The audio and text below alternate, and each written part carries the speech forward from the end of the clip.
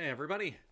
Number 102 in the Criterion collection is The Discreet Charm of the Bourgeoisie, directed by Louis Buñuel.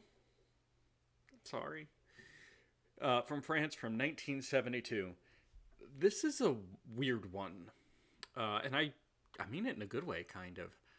I think this is an absurdist comedy film. I think. That's how I felt about it. The plot largely focuses around four. Is it? It's either four or six now. It's been several days since I've seen the movie.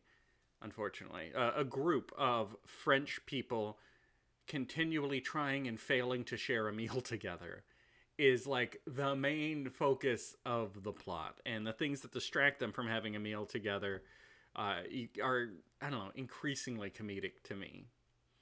But they are a highbrow, notable people who just cannot get their act together to have a meal together, and when they do, the universe stops it through some of the silliest, most absurd things that you can possibly imagine. It is very silly in a way. It's mostly surreal and absurd. The movie also has several dream sequences scattered throughout. Sometimes you know it's a dream sequence because, like, your main characters are sitting in a coffee shop and a guy walks up to them and says, "Can I tell you the tragedy of my backstory?"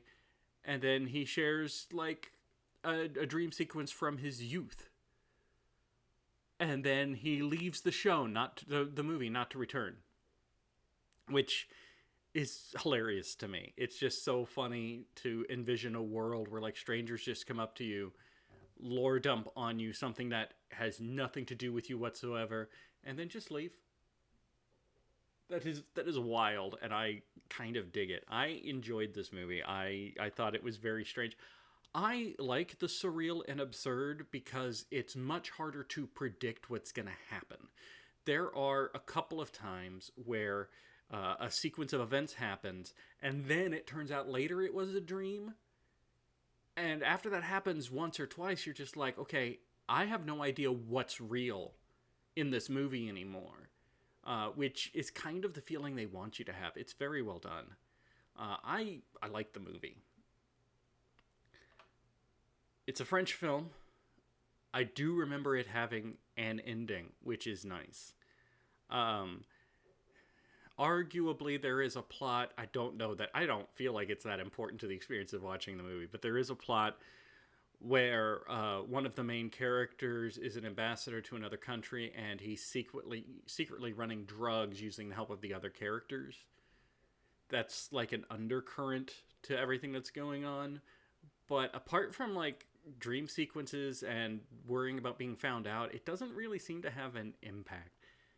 And the dream sequences don't always come from the main characters. Like I say, it's like at one point they're in jail, and the prison guards are like, "Hey, other prison guard, today's a very special holiday. You want me to tell you about the legend of the ghost of this station?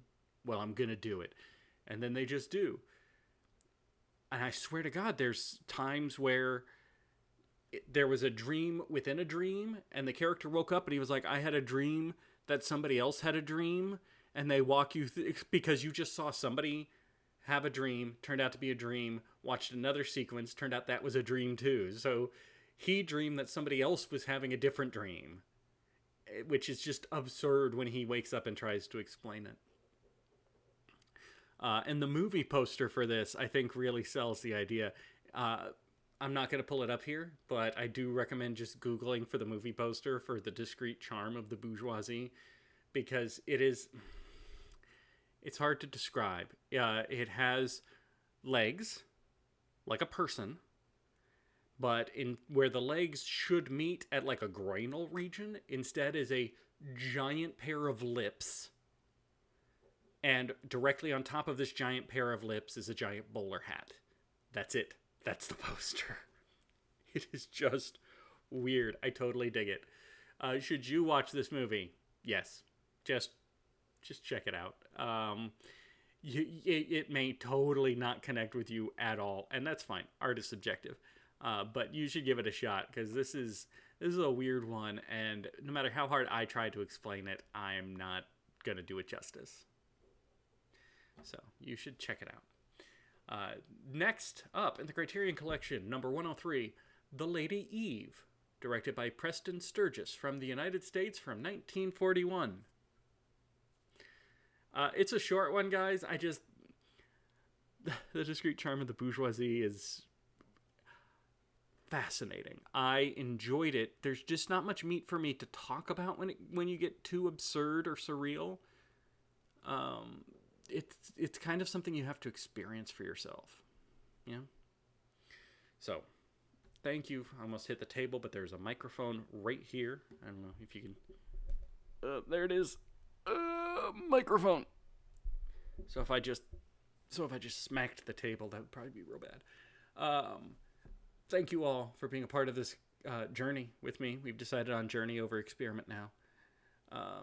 This may never end, because when I started this, there were around 1,280 in the Criterion Collection. I've done 102 of them, and there's now 1,312.